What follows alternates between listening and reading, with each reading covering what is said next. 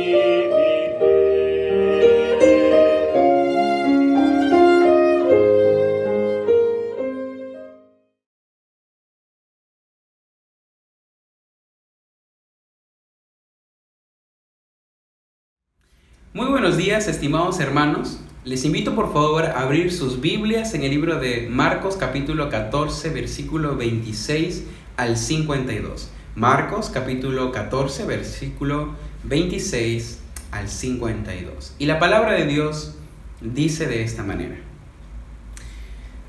Cuando hubieron cantado el himno, salieron al monte de los olivos. Entonces Jesús les dijo: todos os escandalizaréis de mí esta noche, porque escrito está: heriré al pastor y las ovejas serán dispersadas. Pero después que haya resucitado, iré delante de vosotros a Galilea. Entonces Pedro le dijo: aunque todos se escandalicen, yo no. Y le dijo Jesús: de cierto te digo que tú hoy, en esta noche, antes que el gallo haya cantado 2 veces, me negarás 3 veces. Mas él con mayor insistencia decía: si me fuere necesario morir contigo, no te negaré. Entonces todos decían lo mismo. Vinieron pues a un lugar que se llamaba Getsemaní, y dijo a sus discípulos: sentaos aquí, entre tanto que yo oro. Y tomó consigo a Pedro, a Jacobo y a Juan, y comenzó a entristecerse y a angustiarse. Y les dijo: mi alma está muy triste hasta la muerte, quedaos aquí y velad. Yéndose un poco adelante, se postró en tierra y oró que si fuese posible pasase de él aquella hora. Y decía: Abba, Padre, todas las cosas son posibles para ti. Aparta de mí esta copa, mas no lo que yo quiero, sino lo que tú. Vino luego y los halló durmiendo, y dijo a Pedro: Simón, ¿duermes? ¿No has podido velar 1 hora? Velad y orad para que no entréis en tentación. El espíritu, la verdad, está dispuesto, pero la carne es débil. Otra vez fue y oró diciendo las mismas palabras. Al volver otra vez los halló durmiendo, porque los ojos de ellos estaban cargados de sueño y no sabían qué responderle. Vino la tercera vez y les dijo: dormid ya y descansad. Basta, la hora ha venido. He aquí el Hijo del Hombre es entregado en mano de los pecadores. Levantaos, vamos, he aquí se acerca el que me entrega. Luego, hablando él aún, vino Judas, que era uno de los 12, y con él mucha gente con espadas y palos de parte de los principales sacerdotes y de los escribas y de los ancianos. Y el que le entregaba les había dado señal diciendo: al que yo besase, ese es, prendedle y llevadle con seguridad. Y cuando vino, se acercó luego a él y le dijo: Maestro, maestro, y le besó. Entonces ellos le echaron mano y le prendieron. Pero uno de los que estaban allí, sacando la espada, hirió al siervo del sumo sacerdote, cortándole la oreja. Y respondiendo Jesús les dijo: como contra un ladrón habéis salido con espadas y con palos para prenderme. Cada día estaba con vosotros enseñando en el templo y no me prendisteis, pero es así para que se cumplan las escrituras. Entonces todos los discípulos, dejándole, huyeron. Pero cierto joven le seguía, cubierto el cuerpo con una sábana, y le prendieron. Mas él, dejando la sábana, huyó desnudo. Hermanos, que Dios bendiga su palabra al haberla leído. Continuamos en nuestra serie en el libro de Marcos. Estamos haciendo la pregunta: ¿quién es este hombre Jesús? Y los últimos 2 versículos que acabamos de leer son 2 de los versículos más inusuales en toda la Biblia. Hay un joven ahí en el huerto de Getsemaní. Los soldados se acercan y toman a Jesús. Parece que están saliendo del huerto. Y de repente este joven, y Marcos no nos dice quién es, busca seguir a Jesús, y de repente algunos de los soldados se dan cuenta de él y buscan tomarlo. Y parece que uno de ellos lo agarran, y él, saliendo de su manto ahí, se escapa corriendo. Y el texto termina con Marcos diciendo: mas él, dejando la sábana, huyó desnudo. Se supone que de ahí se fue directo a su casa. Marcos es el único que nos cuenta esta historia extraña. No sabemos quién es. Marcos no nos dice. Algunos de los padres de la iglesia primitiva pusieron la idea de que posiblemente sea Marcos, el mismo autor aquí. Marcos hubiera sido en ese momento un joven. Sabemos que vivió en Jerusalén. Es muy posible. No es algo fuera de lo común que un autor incluye como un tipo de parte propia, como un rol propio, algo escondido para sí mismo. Por ejemplo, Peter Jackson, el hombre que dirigió la serie de películas El Señor de los Anillos, él mismo figura como un hombre comiendo una zanahoria en un pueblo pequeño en la primera película. Se puede llamarlo un tipo de firma literaria o firma teátrica. Es posible que esto sea Marcos mismo. Pero hay una pregunta más importante aquí. ¿Por qué Marcos, aparte de tener una firma propia ahí, por qué Marcos incluye a este acontecimiento, estos dos versículos de un joven huyendo desnudo cuando lo buscan tomar, cuando buscan prenderlo? Y creo que en el libro de Amós, en un texto un poco escondido ahí, encontramos una pista a lo que quizás Marcos estuvo pensando cuando decidió incluir a esta parte ahí en su libro. En el segundo capítulo de Amós, Amós está describiendo un juicio venidero de Dios, un juicio tan severo que aún los más fuertes, aún los más valientes, no podrán mantenerse fuertes, valientes, parados, se puede decir, en aquel momento. Amós 2, versículo 16 dice: el esforzado de entre los valientes huirá desnudo aquel día, dice Jehová. El juicio de Dios se acercaba sobre Jesús esa noche con una presión tremenda. El juicio de Dios sobre los pecados del mundo entero era tan terrible, iba a caer sobre Jesús, y era tan terrible que aún los más valientes no tenían el coraje, hay el poder de seguir fieles en aquel momento. Entonces, con este acontecimiento de un hombre, un joven huyendo desnudo, Marcos nos está mostrando que el juicio venidero de Dios era tan terrible que nadie iba a poder mantenerse firme ahí al costado de Jesús esa noche. Específicamente, y Marcos lo expresa el versículo antes de este acontecimiento del joven, en el versículo 50. Entonces, todos los discípulos, dejándole, huyeron. Y la pregunta es, ¿hubo alguien ese día? ¿Hubo alguien que permaneció fiel a Jesús esa noche? Bueno, comencemos con la pregunta la posibilidad más fácil de descartar ahí, y me refiero a Judas Iscariote.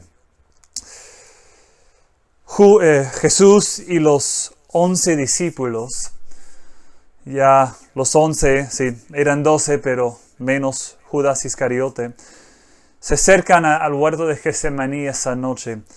Quiero leer con ustedes, o quiero entrar a la narrativa en el versículo 42.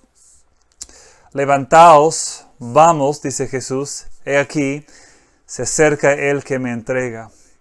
Versículo 43.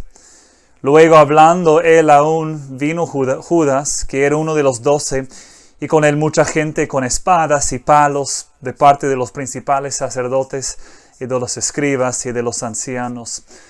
Jesús había profetizado esa tarde que uno de los 12 iba a entregarle. Marcos nos dice que Judas Iscariote ya había hecho sus arreglos con los sumos sacerdotes para poder entregarle a Jesús a ellos.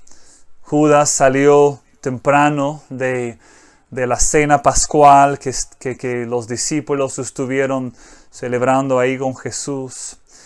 Y en este momento ya Jesús y los 11 discípulos ya dentro del huerto de Getsemaní en el monte de los olivos, Judas se acerca con una multitud de hombres con espadas, con palos, y habían sido mandados ahí de parte de los sumos sacerdotes. Seguimos leyendo aquí en el versículo 44. Y el que le entregaba les había dado señal diciendo: al que yo besare, ese es, prendedle y llevadle con seguridad. Versículo 45. Y cuando vino se acercó luego a él y le dijo: Maestro, Maestro, y le besó. Entonces ellos le echaron mano y le prendieron. Entonces con un beso, Judas identifica a la multitud cuál de ellos era Jesús. Y lo toman, lo prenden ahí y con el fin de llevarle a la casa de Caifás para un tipo de supuesto juicio esa noche. Es decir, con una señal de amistad y afecto, un beso, Jesús fue entregado a sus enemigos. ¡Qué profunda ironía! El título que él usó, maestro, es decir, rabino, y un beso con aquellas señales, con aquellos actos, dos cosas que normalmente comunican respeto y afecto. La hipocresía aquí es profunda, porque con aquellas dos señales Judas entrega a Jesús a las manos de los que quieren matarlo. Judas cometió esa noche el acto más terrible, pero no era el único esa noche que abandonó a Jesús. ¿Qué de los 11 discípulos? Quiero regresar con ustedes ahora al comienzo de nuestro pasaje, los versículos 26 al 28. Cuando hubieron cantado el himno, salieron al monte de los olivos. Entonces Jesús les dijo: todos os escandalizaréis de mí esta noche, porque escrito está: heriré al pastor y las ovejas serán dispersadas. Pero después que haya resucitado, iré delante de vosotros a Galilea. Jesús dijo a los 11 discípulos que todos, el término que la Reina Valera tiene aquí, todos se iban a escandalizar de él esa noche. Ahora, el término griego aquí, estoy pensando específicamente en la palabra escandalizarse. El término griego es igual, es decir, la traducción literal del término griego es escandalizo, es lo que se traduce aquí, escandalizar. Es por eso que me parece que los traductores de la Reina Valera optaron por el término escandalizar aquí, escandalizarse. Sin embargo, el término griego tiene que ver con abandonar, con no seguir fieles, no perseverar al costado de, junto con, o incluye el concepto de ofenderse por. Lo que Jesús está diciendo es que esa noche sus discípulos iban a sentir ofensa por ser relacionados con Jesús esa noche. No iban a seguir fieles al costado de Jesús esa noche. Iban a dejarlo, como Marcos lo expresa, iban a dejarle a Jesús esa noche y huir de él. En vez de confiar en Él, en vez de creer y deleitarse en Él, ellos optaron por abandonarlo esa noche. No querían correr el riesgo de permanecer al costado de Jesús esa noche. Ahora, cuando Jesús lo expresa aquí, cuando Él de antemano, antes de que ocurrió, cuando Él se profetiza ahí, que todas esa noche iban a escandalizarse de Él, Él cita uno de los profetas del Antiguo Testamento. El profeta que Él menciona aquí y cita es el profeta Zacarías. Y específicamente, si quiero leerles el contexto alrededor de la cita que Jesús tomó ahí, hablando de la realidad de que todos los más cercanos a Él, los 11 discípulos, iban a abandonarlo esa noche. Zacarías 13, voy a leer los versículos 7 al 9. Levántate, oh espada, contra el pastor y contra el hombre compañero mío. Piensa ahí en espada. Se acercaron esa noche con espadas. Levántate, oh espada, contra el pastor y contra el hombre compañero mío, dice Jehová de los ejércitos. Hiere al pastor y serán dispersas las ovejas. Es lo que Jesús citó esa noche. Y haré volver mi mano contra los pequeñitos. Y acontecerá en toda la tierra, dice Jehová, que las 2/3 partes serán contadas en ella. Y se perderán, mas la tercera quedará en ella. Y meteré en el fuego a la tercera parte, y los fundiré como se funde la plata, y los probaré como se prueba el oro. Él invocará mi nombre, y yo le oiré y diré, pueblo mío, y él dirá, Jehová es mi Dios. Ahora, ¿por qué he tomado el tiempo? ¿Por qué les he dirigido a ese contexto, el contexto de la cita que Jesús citó esa noche de Zacarías?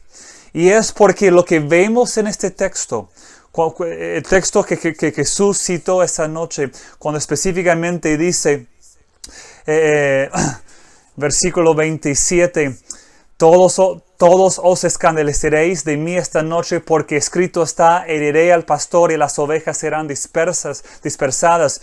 Quiero que noten en el contexto de ahí de Zacarías 13, que la profecía habla de un proceso de prueba.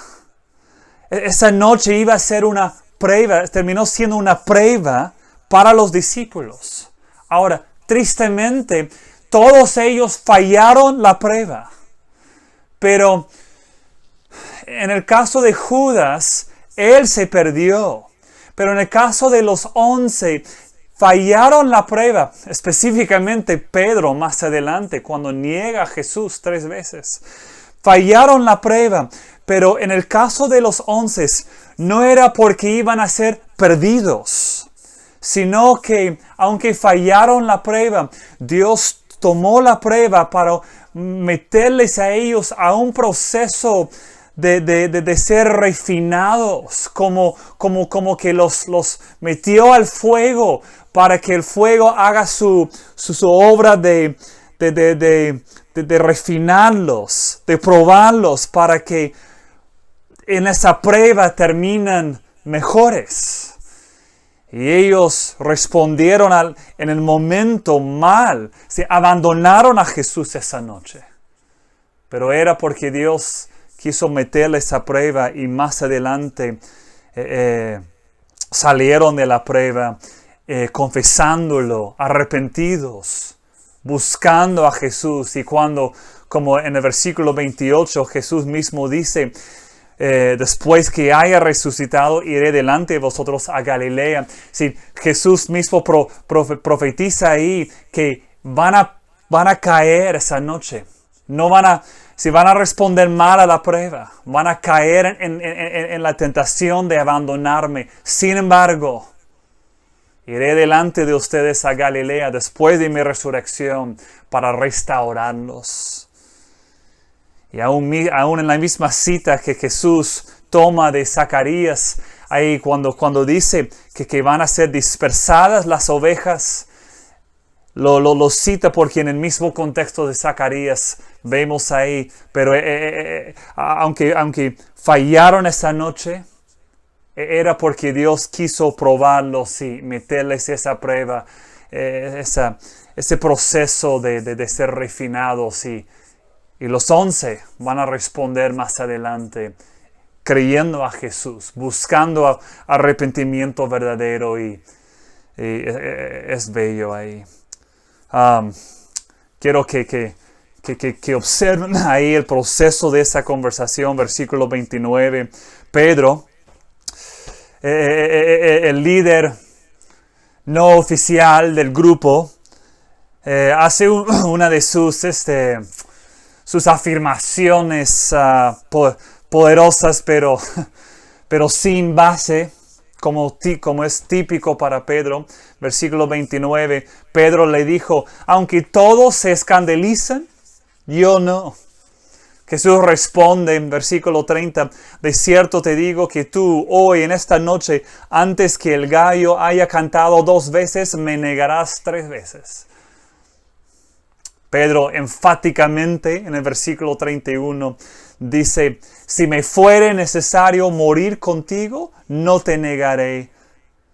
Y mira cómo termina. También todos los 11 decían lo mismo. Observa por un momento aquí, guiados por Pedro, los 11 discípulos dijeron que jamás iban a negar a Jesús.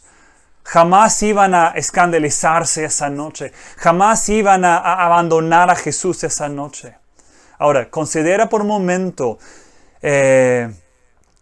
específicamente 3 cosas aquí en cuanto a la manera en que Pedro y los 11 discípulos fallaron esa noche. En primer lugar, Pedro no creyó lo que Jesús les había dicho. Jesús dijo: todos os escandalizaréis de mí esta noche. Todos me van a abandonar. Y Pedro no lo creyó. Se confió más tiene una perspectiva tan alta de su propio coraje, de su propio compromiso a Jesús, que no creyó a Jesús. Y es un problema. Sí, es un problema cuando Jesús declara algo específicamente acerca de nosotros y no lo creemos. No lo creemos.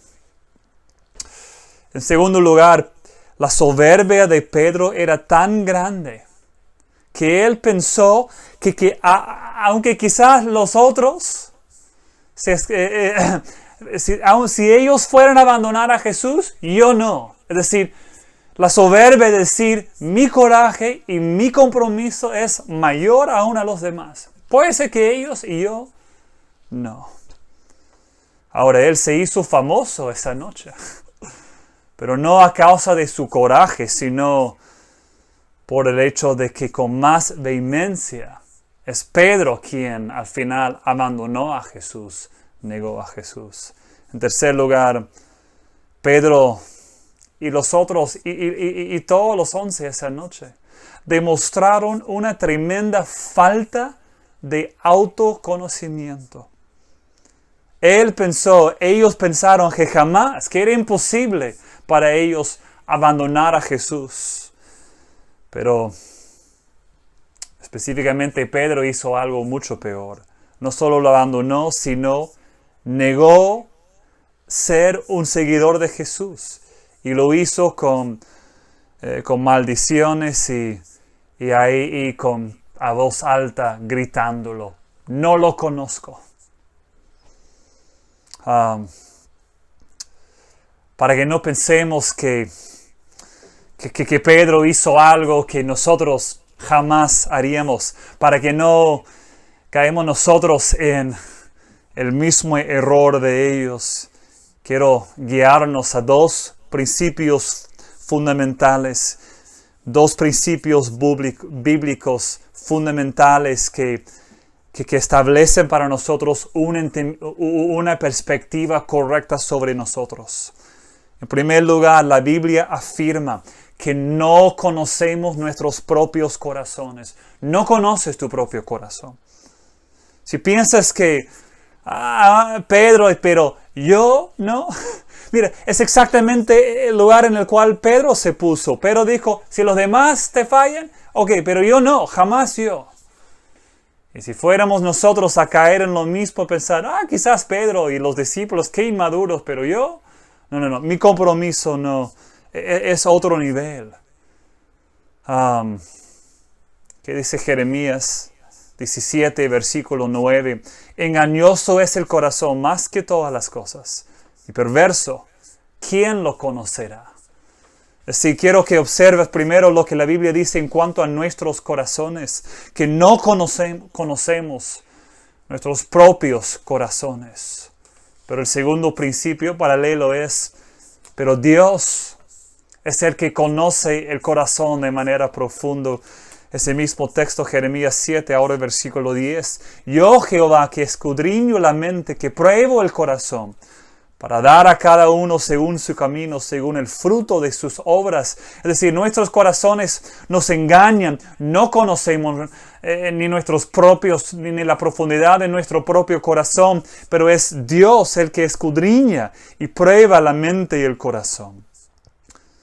O si quieres, en las palabras del autor de Hebreos 4:13, y no hay cosa creada que no sea manifiesta en su presencia, antes bien todas las cosas están desnudas y abiertas a los ojos de aquel a quien tenemos que dar cuenta. Pedro no estuvo solo esa noche en su falla moral, en su falla espiritual.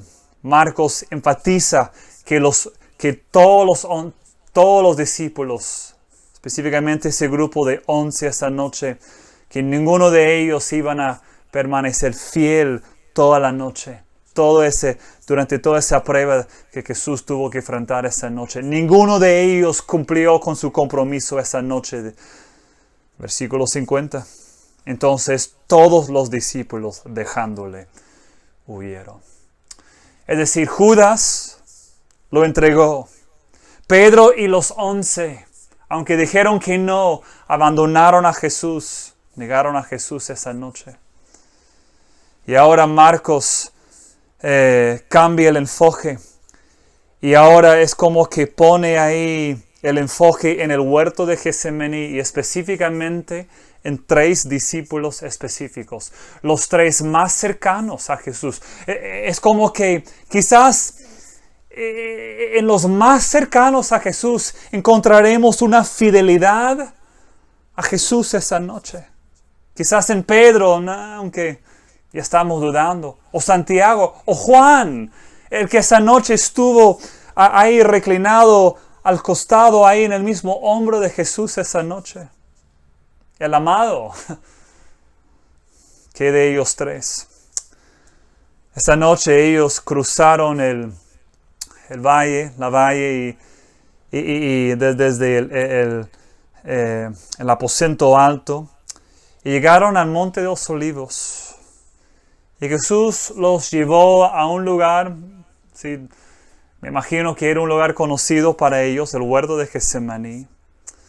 Y Jesús y dejó a los 8 discípulos cerca de la entrada del huerto y de ahí se metió más adentro con los 3 discípulos, Pedro, Jacobo y Juan. Llegaron a un cierto punto ahí y él habló con ellos 3 diciendo que su corazón estaba turbado, que se sintió una tristeza profunda. Habló de una tristeza tan profunda que sentía la cercanía de la muerte y les pide que se queden ahí velando, orando. Y él va una cierta distancia más allá y comienza a orar a su Padre. Ahora, volveremos a eso en un momento. Pero quiero enfocarnos en la interacción que tuvo Jesús con los 3 discípulos esa noche. Es interesante, Marcos dirige su atención a ellos, sí, a la conversación que Jesús tuvo con Dios el Padre. Como dije, volveremos ahí en un momento, pero Marcos dedica más de su narración a que Jesús 3 veces regresó a hablar con los discípulos. Y tres veces volviendo a ellos, los encuentra durmiendo.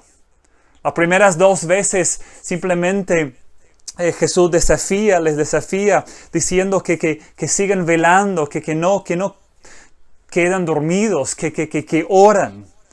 La tercera vez que llega ahí simplemente les dice ya es la hora. Y en ese momento llega Judas con la multitud y con las espadas y los palos. Ahora, cuando Jesús regresa a los 3 discípulos la primera vez para despertarlos, les dice que necesitan, que era necesario permanecer fieles en velar y orar. Ahora, ¿qué es lo que Jesús estuvo diciéndolos? Creo yo que en esencia Jesús quiso decirles esto. Ellos habían dicho que jamás iban a abandonar a Jesús, jamás iban a negar a Jesús. Pero Jesús sabe que ese momento de prueba está cerca. Judas está cerca. Ya no queda mucho tiempo. Y ellos habían dicho, vamos a ser fieles a ti. Y Jesús sabe que la prueba de lo que ellos han dicho está cerca. Y Él sabe que ellos necesitan estar orando, que no hay dentro de ellos el poder moral, el poder espiritual de ser fieles a Jesús esa noche, de no abandonarlo. Entonces les llama, les exige que oren y velan, que hagan lo más importante, que buscan el poder de Dios, porque dentro de ellos no hay ese poder. Lo que vemos aquí es que en esencia la tentación siempre es una invitación a ser infiel a Dios.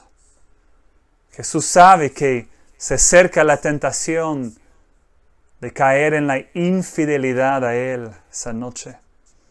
Jesús entiende la naturaleza de la tentación. Supo lo que venía para los discípulos. Y la única manera de prepararnos nosotros, ellos mismos, la única manera de prepararnos para la tentación que siempre consiste en la invitación a la infidelidad a Dios, la única manera de prepararnos bien es oración y vigilancia espiritual. Ahora, ¿por qué fallaron los discípulos esa noche? Según el versículo 27, la respuesta más profunda a la pregunta ¿por qué fallaron? Es porque fue escrito así. La escritura profetizó que así iba a ser. Pero viéndolo desde la perspectiva humana, por el lado humano, ellos fallaron esa noche porque no se prepararon espiritualmente, vigilando y orando. Su soberbia, su egoísmo y su inmadurez esa noche causó el efecto de cuando tuvieron que luchar ahí dentro con su propia carne débil o dormir o orar. Mantenernos fieles, llenos de la preocupación, de la tentación, de lo que vieron en Jesús, o simplemente ceder a la tentación más humana, la de terminar durmiendo.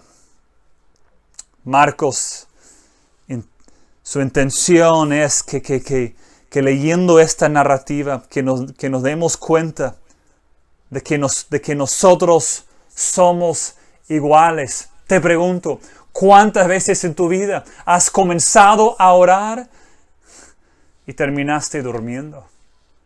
Docenas y docenas de veces. No persistimos en la vigilancia, en la vigilancia de la oración caemos en la tentación y fallamos a Dios por una falta de persistencia en velar y orar. Ahora, ¿qué de esa frase cuando Jesús regresa donde ellos, dice, el espíritu a la verdad está dispuesto, pero la carne es débil? Es decir, un espíritu dispuesto, pero una carne débil. ¿Cómo debemos entender esa frase ahí en el versículo 38? La carne débil, si debemos entenderla de esta manera, la carne débil es el hombre pecaminoso dejado a sus propios recursos que no son adecuados. El hombre pecaminoso dejado a la realidad de sus recursos no adecuados. ¿Qué ocurre en el corazón del hombre pecaminoso? Inevitablemente terminará totalmente abrumados por el poder de la tentación. Puede ser que tenga todas las intenciones correctas de no abandonar a Jesús, de no caer en la tentación, pero es entregado por su propia incapacidad de resistir la presión de las tentaciones. Es decir, cuando Jesús se refiere a la carne débil, es esa humanidad en la cual vivimos, que sin la influencia de un poder mayor en nuestras vidas, dentro de nosotros no tenemos el poder de resistir las tentaciones satánicas. Satanás, es más poderoso que nosotros mismos. Pero Jesús no habla solamente de la carne débil, sino de un espíritu dispuesto. Versículo 38. Velad y orad para que no entráis en la tentación. El espíritu a la verdad está dispuesto. ¿Qué es ese espíritu dispuesto? El espíritu dispuesto no es como algo mejor en el hombre, como algún tipo de, como algo rescatable en el hombre, algún aspecto de su naturaleza que es bueno, sino que el espíritu dispuesto es la nueva naturaleza de Dios en nosotros. Es la nueva vida del Espíritu Santo que mora en el creyente. Entonces se puede decir que es el Espíritu mismo de Dios luchando en nuestras vidas, en la vida del creyente, en oposición a la debilidad y la pecaminosidad de nuestra carne humana. Es decir, es el Espíritu de Dios obrando en nuestro espíritu. Es la realidad de la nueva vida, pero específicamente es el poder de Dios en nosotros. Entonces, esta declaración de Jesús es a la vez algo que nos humilla profundamente y a la vez nos anima de manera extraordinaria. Sí, este acontecimiento de cómo los discípulos fallan y la bondadosa respuesta de Jesús hacia ellos, reconociendo la debilidad de su carne humana, pero entendiendo que en ellos hay el Espíritu de Dios luchando a su favor. Es un llamado, no es un llamado a nosotros, en este caso, a ser como Jesús, aunque es correcto que busquemos ser como Jesús, sino que en este texto, en este pasaje, vemos a Jesús reconociendo la profunda debilidad de nuestra humanidad pecaminosa. Es decir, nosotros mirando aquí a los discípulos y su completa falla de no poder mantenerse vigilando, velando, orando esa noche, que produjo al final que ellos fallaron a Jesús abandonándolo, dejándolo solo esa noche. Si mirando la realidad de los discípulos esa noche, no debemos pensar, yo no me encuentro con ellos, no me identifico con ellos, sino que yo quiero ser como Jesús. Es correcto querer ser como Jesús, pero es correcto primero identificarnos con los discípulos. El pasaje funciona como un espejo. Y esa imagen de falla intencionalmente está ahí para reflejar hacia nosotros, para que podamos ver que no somos tan diferentes a aquellos 3 hombres. ¿Qué ocurre en tu vida? ¿Qué ocurre en tu vida?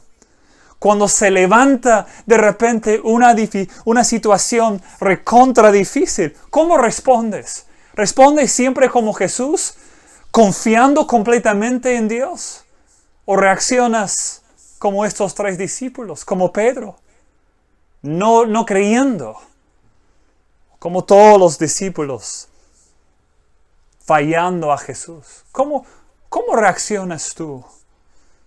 Este pasaje es como un espejo para que mirando a estos 3 discípulos y a los 11, que nos encontramos identificados con ellos.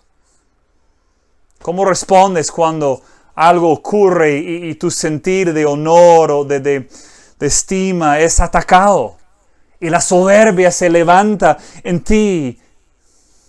¿Reaccionas tú con enojo, frustración? Si pensamos que no somos, si queremos pensar que no somos como los discípulos, que de alguna manera tenemos más poder dentro de nosotros de resistir aquellas tentaciones. Y el momento que comenzamos a pensar así, que permite Dios una tentación y caemos en lo mismo. Que este pasaje tiene la intención de mostrarnos la profundidad de nuestra debilidad humana. Pero tiene también otra intención aquí. Y es de animarnos. ¿Por qué? Porque nos anima apuntándonos a la realidad de que dentro de nosotros, los que somos creyentes, mora el Espíritu de Dios. Y es su Espíritu en nosotros que produce en nosotros un espíritu dispuesto.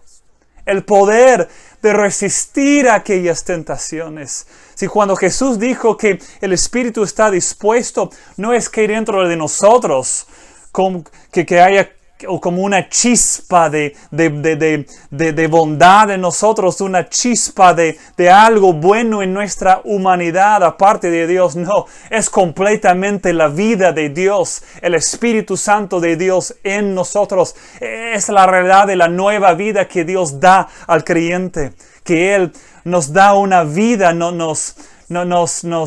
Él mismo produce nueva vida en nosotros por medio de su Espíritu. Por medio del nuevo nacimiento, el poder de Cristo en nosotros es suficiente para resistir cualquier tentación. Por eso Pablo en 1 Corintios 10:13 puede decir: no os ha sobrevenido ninguna tentación que no sea humana, pero fiel es Dios, que no dejará ser tentados más de lo que podéis resistir, sino que dará también juntamente con la tentación la salida, para que podáis soportar. ¿Qué salida? La salida de las tentaciones más profundas. ¿Y cómo encontramos ese poder? No en nosotros así solos, sino en el poder del Espíritu de Dios que mora en nosotros. Sin embargo,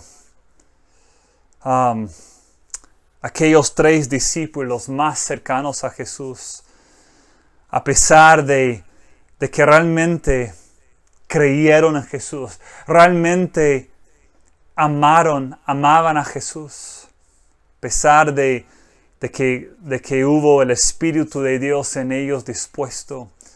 Igual esa noche, como para nosotros muchas veces, aún siendo creyentes, con la nueva vida de Dios en nosotros, ellos, como nosotros, ellos esa noche fallaron. Porque llegaron al punto en que lo consideraron demasiado riesgoso permanecer ahí al costado de Jesús esta noche. Entonces volvemos a la pregunta que este pasaje forma. ¿Hubo alguien que permaneció fiel a Jesús esa noche? ¿Alguien? ¿Todos lo abandonaron?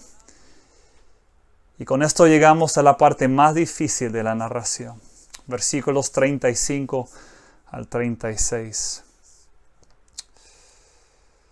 Y yéndose un poco adelante, se postró en tierra y oró que si fuese posible, pasase de él aquella hora.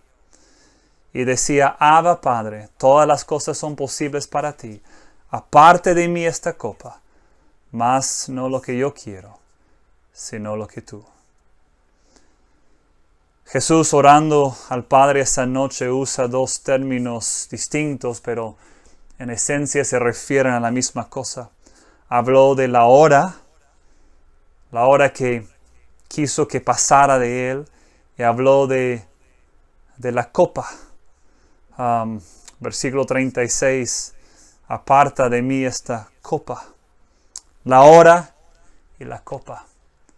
Ambos se refieren al juicio de Dios sobre el pecado. Tienen esa relación, ese concepto ahí. Cuando Judas apareció en el huerto esa noche, versículo 41, Jesús simplemente dijo, versículo 41, la hora ha venido, la hora, el momento de la llegada de la copa. Él supo que la hora de su prueba, de su muerte se acercaba, que todo el proceso comenzó ahí, se inició ahí con la llegada de Judas al huerto esa noche, y lo tomaron y comenzó el proceso más terrible en la historia del mundo. Él entendió lo que involucraba todo ese proceso. La copa se refiere a la copa del juicio de Dios derramada sobre Jesús. En el libro de Apocalipsis vemos esa metáfora de la copa, del vino, de la ira de Dios derramada sobre sus enemigos. Jesús entendió lo que iba a ocurrir esa noche y el siguiente día en la cruz. Estuvo totalmente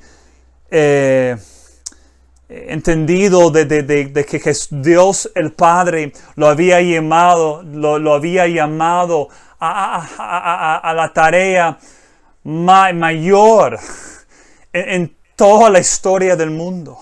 Supo que morir en nuestro lugar el siguiente día en la cruz, que ahí Él iba a llevar sobre Él toda la ira de Dios el Padre.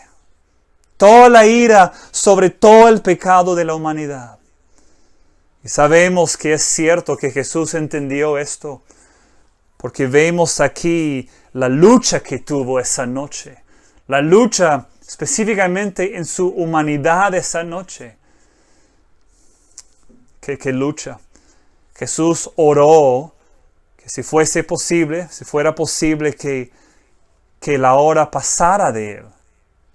Si fuera posible. Oró que si fuese posible que la copa, que no sería necesario tomar la copa de la ira de Dios. Pero dijo, pero estoy dispuesto, tu voluntad sea hecha. Entonces, con el completo entendimiento de lo que significaba enfrentar la completa ira de Dios, Él oró: Dios, si hay otra manera de hacerlo, si fuera posible otro camino, otra manera de cumplir tu voluntad, Dios. Es como, por favor. Ahora, ¿por qué oró así Dios? Jesús. ¿Por qué oró así? En primer lugar, tenemos que entenderlo a la luz de su humanidad. Sí, oró así en su humanidad. Sí, Jesús era completamente Dios y completamente ser humano. Entonces, de hecho, hay que entenderlo en ese contexto, ese panorama. Pero en segundo lugar, es posible que Jesús tuvo en su corazón 2 textos específicos del libro de Isaías, y quiero leerlos. Isaías 51, 17. Despierta, despierta, levántate, oh Jerusalén, que bebiste de la mano de Jehová el cáliz o la copa de su ira, porque el cáliz de aturdimiento bebiste hasta los sedimentos. Sí, un texto donde Isaías profetiza ese tomar de la copa de la ira de Dios. Ese es Isaías 51, versículo 17. Ahora, unos versículos más, Isaías 51, versículo 22. Así dijo Jehová tu Señor y tu Dios, el cual aboga por su pueblo. He aquí, he quitado de tu mano el cáliz de aturdimiento. Los sedimentos del cáliz de mi ira nunca más lo beberás. Y lo pondré en mano de tus angustiadores. Es decir, Isaías habla de esta copa, ¿sí? de este cáliz, esta copa de la ira de Dios que habrá que tomarla. Y habla en términos de Israel, pero Jesús con bastante frecuencia toma profecías referentes a Israel como que se refieren a sí mismo.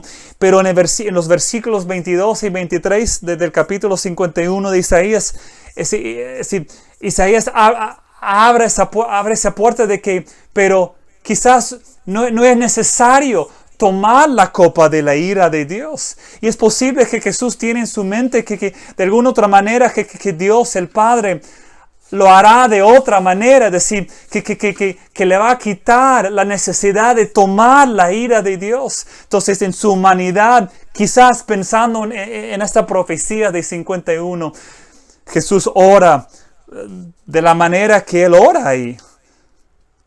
Y decía, versículo 35, y oró que si fuese posible, pasase de Él aquella hora. Versículo 36, decía, Abba, Padre, todas las cosas son posibles para ti. Aparte de mí esta copa, pero siempre esto más, no lo que yo quiero, sino lo que tú. Ahora, quiero poner claro algo. Lo que Jesús sufrió en el huerto de Getsemaní nunca es experimentado por otra persona. Es decir, no debemos hablar en términos de estoy sufriendo mi propio Getsemaní. No. ¿Por qué? Porque la lucha que Jesús tuvo que enfrentar esa noche era, en su esencia, la realidad de ser abandonado de parte de Dios. El siguiente día, desde la cruz, Él dijo, mi Dios, ¿por qué me has abandonado? ¿Por qué me has desamparado? En la cruz, Él tomó toda la ira de Dios por nuestros pecados.